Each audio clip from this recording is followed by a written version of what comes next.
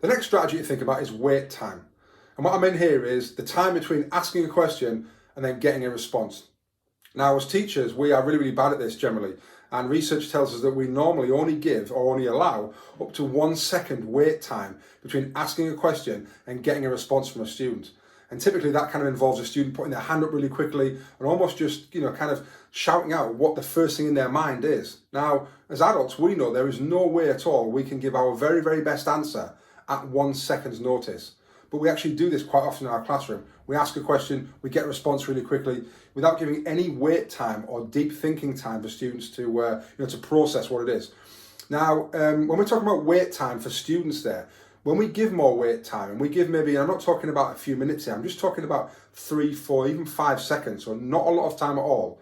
What happens is you then start to get better responses from the students because they've had time to think about it, they've had time to kind of construct that answer. You also then get a far better articulated answer because students have been able to then think about the words, think about the kind of subject-specific language they want to use and construct that answer in their head. So when they open their mouth, because they've had some wait time and thinking time, you get a better, not just a better quality of answer, but a better constructed answer as well. What you also get is you get students that kind of think then, well, this must be a really important question if Sir or Miss is giving us some time to think about it. It must be kind of quite difficult or quite challenging. So I've really got to think about it. So all these things make the answer and the response better, deeper, more articulated, a longer response, all those type of things.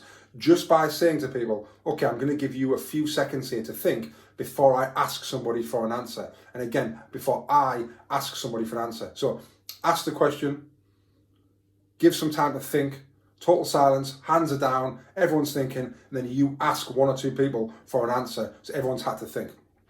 The second thing that's really interesting that when I looked at some research on wait time, is not only the wait time that you give students, but the wait time that you give yourself from actually hearing a response and then you responding to that response.